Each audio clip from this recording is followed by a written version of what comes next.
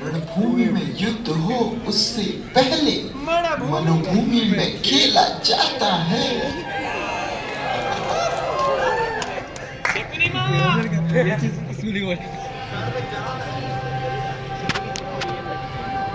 खेल अब उस मोड़ पर आ चुका था जब नियति हीन पर भारी पड़ने लगी।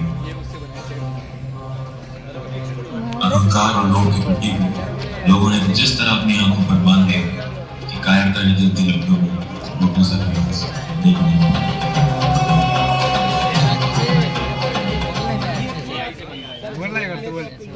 आखिर ऐसी क्रूरता को अंजाम देने वाला आखिर था कौन?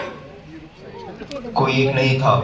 द्रोणाचार्य, शकुनी, कर्ण, कृपाचार्य, दुर्योधन, दुशासन और अश्वत्थामा, सातों महारथियों का बल लगा उस अकेले शूरवीर का मुकाबला करने के लिए।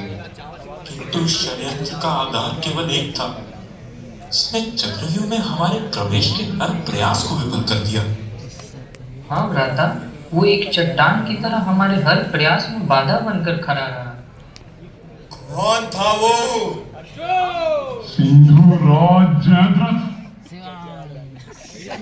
जब पांडवों द्वारा तिरस्कृत जयद्रथ अपने ही राज्य में मुंह दिखाने योग्य न बचे, तो अपने अपमान का प्रतिशोध खोजते हुए वे पर्वतों पर जा पहुंचे और महादेव को प्रसन्न करने हेतु घोर तपस्या।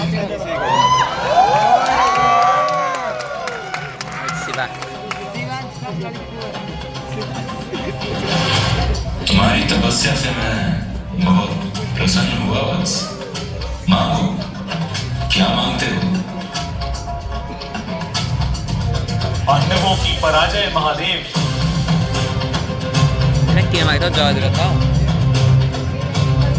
मुझे मेरे ही राज्य में अपमानित कर दिया। मुझे वरदान दे महादेव, मैं पांचों को एक साथ हरा सकूं।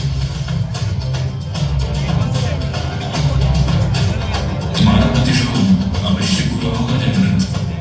अर्जुन को तुम मार तो नहीं पाओगे, लेकिन उसे भीषण हानि जरूर पहुंचाओगे।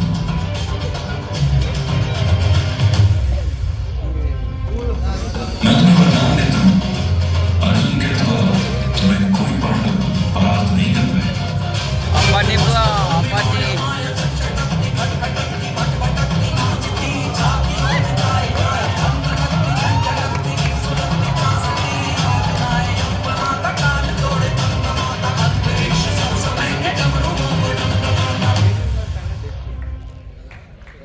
गलत वर दे दिला।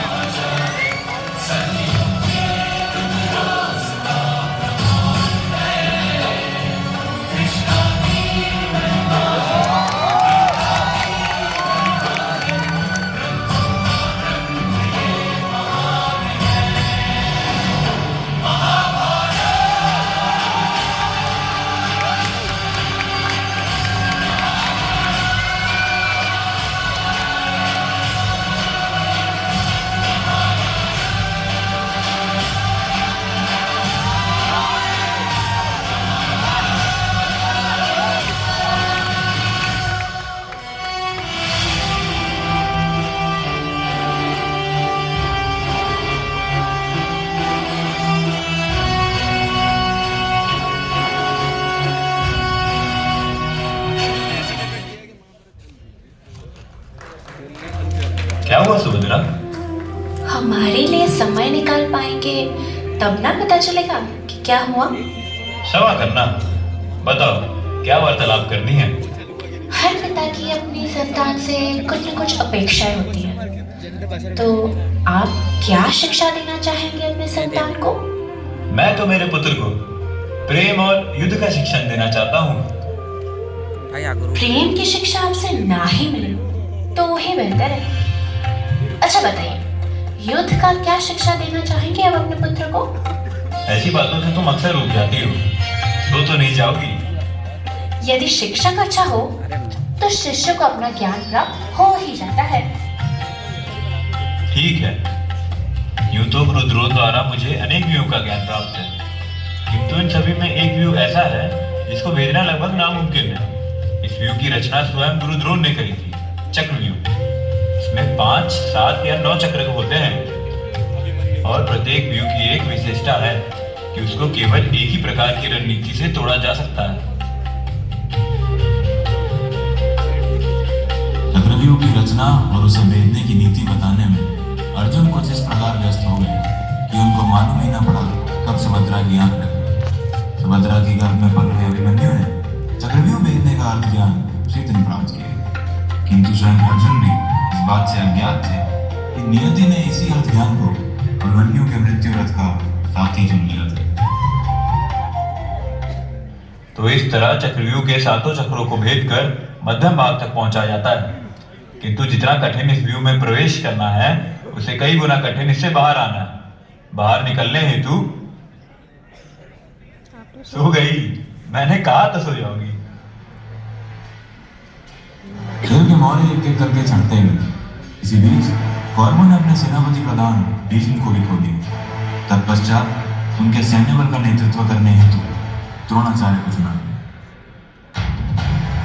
भीष्म के अभाव में कौरवों की सेना को अगले 2 दिन अत्यधिक क्षति पहुंची।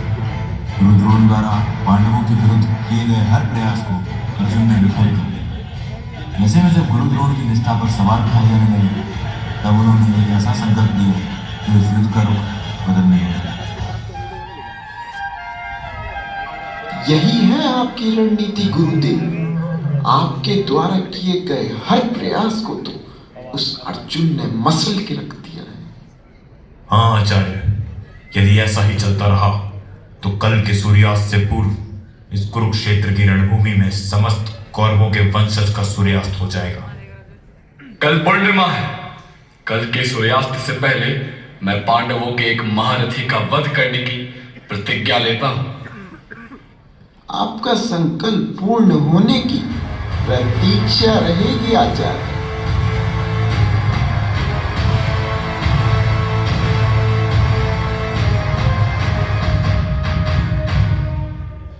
अब किस नई रणनीति के निर्माण में उलझे हैं आचार्य? अभी नहीं सिंधुराज। किसी भी व्यू रचना पर विचार विमर्श करना व्यर्थ है आचार्य। है कोई रचना ऐसी जिसे आपका वो शिष्य अर्जुन भेदने में असमर्थ हो? अपनी सेना का नेतृत्व करना मेरा उत्तरदायित्व है। इसके लिए मुझे आपके सुझाव की आवश्यकता नहीं। जब तक केशव अपने पार्थ के साथ इस रणभूमि में उपस्थित हैं, पांडवों का कोई बाल भी बाका नहीं कर सकता। यदि आपको पांडवों को भीषण हानि पहुंचानी है तो पहले उस अर्जुन का कुछ करना होगा। चिंतित ना हो जयद्रथ। मुझे ज्ञात है कि अर्जुन को कहां व्यस्त रखना है। मैं संकल्प ले चुका हूं। पांडवों का एक महारथी कल का सूर्यास्त नहीं देख पाएगा। युद्ध के 13वें दिन जब संक्षप्तक सेना का प्रकोप पांडवों पर भारी पड़ने लगा, तो उनका सामना करने हेतु अर्जुन को रणभूमि से दूर जाना पड़ा। माधव को ज्ञात था कि केवल द्रोण द्वारा रचित ये एक चाल है, किंतु होना वही था कि नियति में लिखा। इधर अर्जुन की अनुपस्थिति में द्रोण ने चक्रव्यूह का निर्माण किया, जिसे देख बड़े से बड़े महारथी भय से थर-थर कांप उठे। तभी कुरुक्षेत्र की रणभूमि पर एक 16 वर्षीय योद्धा आया, जिसने कौरवों को मौत का घोर तांडव नाच दिखाया। इसकी अपेक्षा उन्होंने बिल्कुल न की थी। नहीं अभिमन्यु, तुम इस चक्रव्यूह में अकेले प्रवेश नहीं कर सकते। ये बिल्कुल खतरे से खाली नहीं है। हाँ पुत्र, हमें कोई दूसरी नीति सोचनी होगी। अब सोच विचार को समय नहीं बचा है काकाश्री। जिसको मृत्यु का भय वो कहाँ का सक्रिय। आप चिंतित ना हो, मैं मार्ग बताता हूँ। आप मेरे साथ चक्रव्यूह में प्रवेश कीजिए।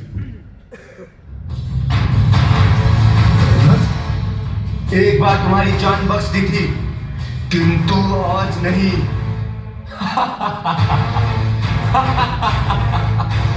महादेव का वरदान है मुझे, तुम में से कोई मुझे परास्त नहीं कर सकता, और ना ही तुम्हें बचाने आज वो अर्जुन आने वाला।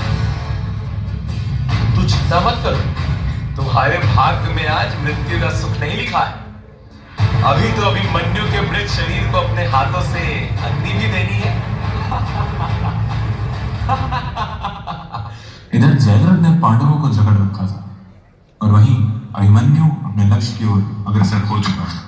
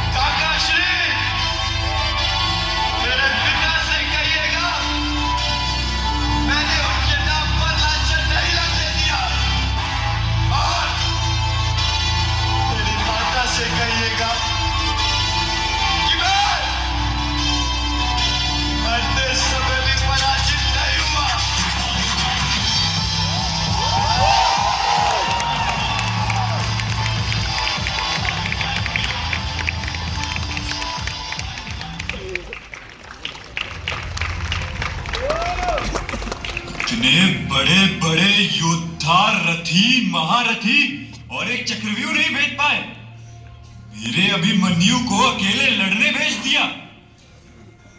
दोष इनका नहीं अर्जुन, दोष केवल मेरा। नहीं भैया, दोष सभी का है, आप सभी का। आप में से एक भी उसके साथ चक्रव्यूह में प्रवेश नहीं कर पाया। मौन क्यों है आप सभी? आपको इनके ही नहीं मेरे भी प्रश्नों का जवाब देना होगा। उत्तर तो हम स्वयं ही ढूंढ रहे हैं सुभद्रा, कि वो क्या था जिसने हमारे चक्रव्यूह में प्रवेश के हर प्रयास को विफल कर दिया। जैसे एक अटूट पर्वत, उस पर हमारे किसी वार का कोई असर न पड़ा। पहेलियां ना बुझाए भैया, मुझे आप स्पष्ट बताएं कि मेरे अभिमन्यु की हत्या किसने की? किसने? आखिर ऐसी क्रूरता को अंजाम देने वाला आखिर था कौन? कोई एक नहीं था। द्रोणाचार्य, शकुनी, कर्ण, कृपाचार्य, दुर्योधन, दुशासन और अश्वत्थामा, सातों महारथियों का बल लगा उस अकेले शूरवीर का मुकाबला करने के लिए। किंतु षड्यंत्र का आधार केवल एक था, इसने चक्रव्यूह में हमारे प्रवेश के हर प्रयास को विफल कर दिया। हाँ भ्राता, वो एक चट्टान की तरह हमारे हर प्रयास में बाधा बनकर खड़ा रहा। कौन था वो? सिंधु राज जयद्रथ, क्षमा कर दो अर्जुन, हम तुम्हारे पुत्र को बचा नहीं पाए, अपने अभिमन्यु को बचा नहीं पाए। जयद्रथ, उसे तो मैंने ही जीवन दान दिया था। तू अब समय क्षमा करने का नहीं, समय दंड देने का है। मैं प्रतिज्ञा लेता हूं, कल सूर्यास्त से पूर्व मैं जयद्रथ का वध कर दूंगा, और यदि मैं ऐसा करने में असमर्थ रहा तो स्वयं अग्नि स्नान ले लूंगा। अब तक कुरुक्षेत्र में महारथी को युद्ध करते देखा, फिर तू अब वो एक पिता के प्रतिशोध का प्रकोप देखेगी। अर्जुन ने आवेश में आकर प्रतिज्ञा ले तो ली, किंतु इस प्रतिज्ञा को पूर्ण करना सरल नहीं होने वाला था। जयद्रथ को वरदान था कि जिसके भी कारण उसका अमृत सर धरती पर गिरेगा, उसके सर के सैकड़ों टुकड़े हो जाएंगे। Guys part 2 next time.